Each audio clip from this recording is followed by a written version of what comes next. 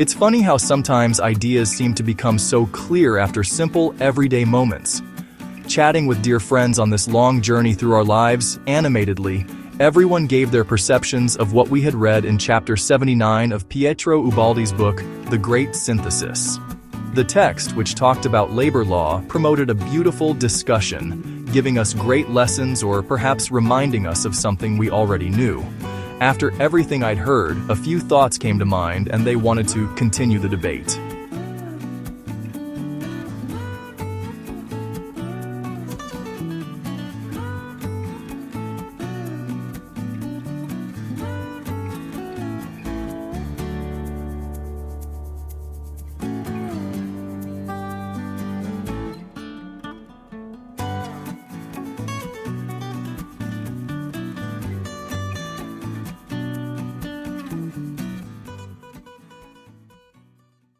There is a silent and eternal truth that pulses in the heart of all beings.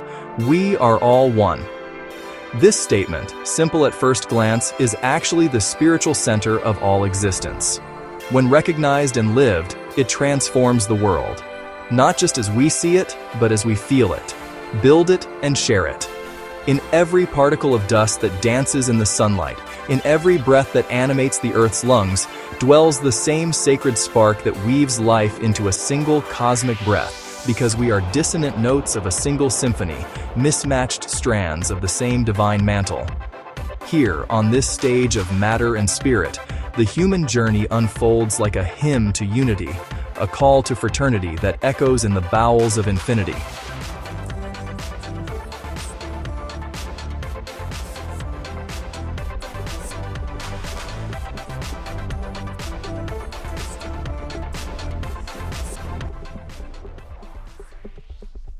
We live on a planet where work and science are the main instruments of human evolution.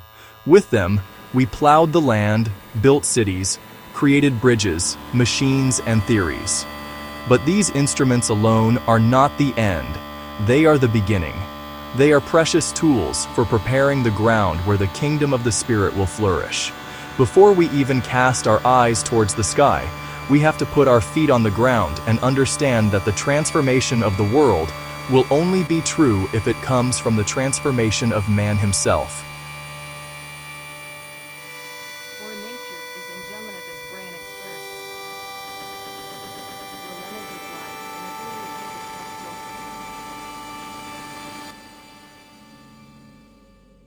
life Well, becoming what we are not yet, or believing that we really do have the potential to do so, is where the loving call of conscience truly lies.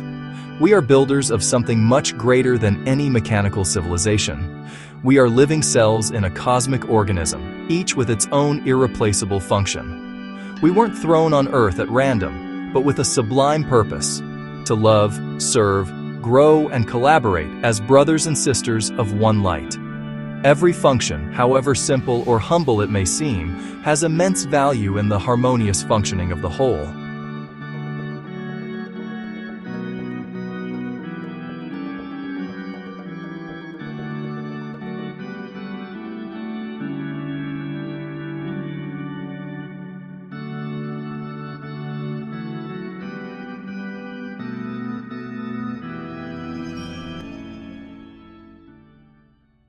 Work, in its purest essence, is not condemnation, but the primordial gesture of the Creator in us.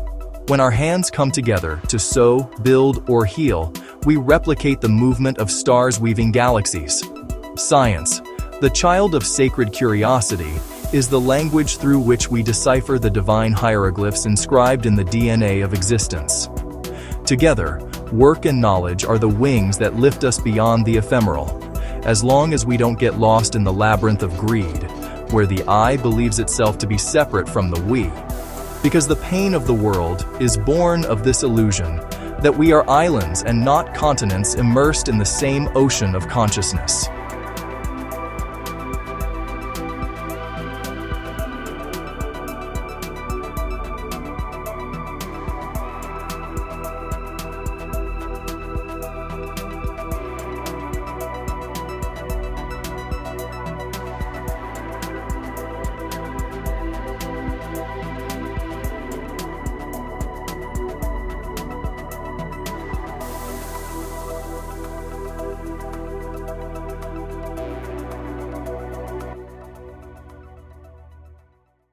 Work, then, is not punishment, nor is it a bargaining chip. It is prayer with the hands. It is discipline of the spirit. It is a sacred mission that dignifies us and integrates us into the heartbeat of creation. It is a school of ascension, shaping our latent potential so that one day we will be fully aware of our divine nature.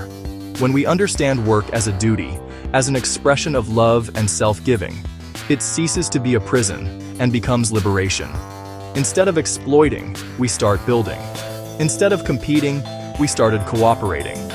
And in this new world, no one is a servant. No one is a master. Everyone is a brother, a co-creator of good.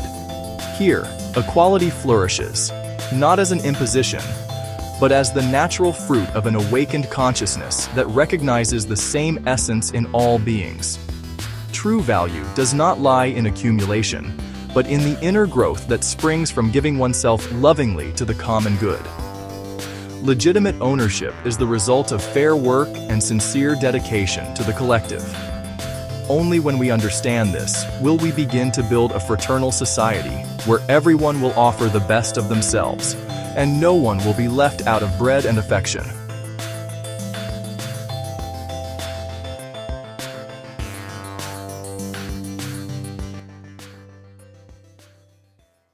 This is the crux of our journey.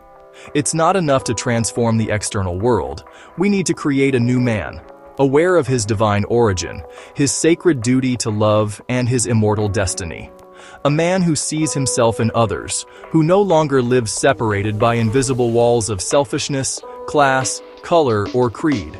A man whose morals are based on organic solidarity, on a commitment to the evolution of all, and not just on personal achievement. A man who understands that loving your neighbor is, in fact, loving yourself in another body, in another story, in another season of life. The future that awaits us is not just technological or scientific, it is spiritual. We are moving towards a civilization in which the spirit will assume its role as the coordinating center of all forces, and where love will be the highest expression of intelligence. Unconsciousness will no longer be possible. Ethics will not be a choice, but a basic condition for existence in a higher world. Selfishness, indifference, and moral laziness will no longer have a place because they will be incompatible with the new vibratory field of the transformed earth. Progress is no longer a struggle of opposites, but a reunion with the cosmic order. The harmony that governs the stars will become a model for our societies, our relationships, and our inner lives. And so man, this being still in formation, will finally become a mature expression of the love that created him. Here, now, the earth groans under the weight of a civilization that worshiped machines and forgetting that they are mirrors of our collective soul. Cold, calculating profit has corrupted the gift of shaping life into beauty. But even in the darkness, there are seeds of light. Every selfless gesture, every act of unpretentious service is a prayer in motion. When the potter molds the clay not for himself, but to house the water that will quench 1,000 thirsts, he becomes a priest of fraternity. When scientists seek truth not to dominate but to serve, their minds become an altar where science and spirit kiss.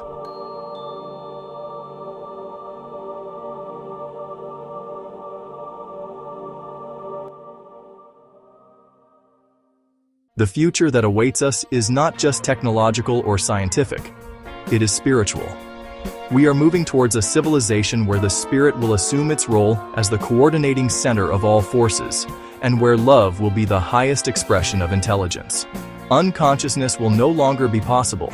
Ethics will not be a choice, but a basic condition for existence in a higher world. Selfishness, indifference, and moral laziness will no longer have a place because they will be incompatible with the new vibratory field of the transformed earth. Progress is no longer a struggle of opposites, but a reunion with the cosmic order.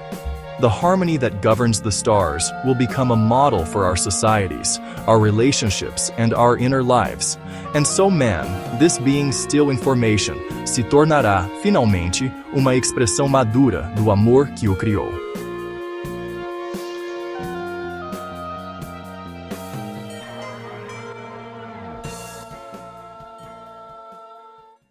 I agree that the path is steep, because it requires us to die to what imprisons us in fear.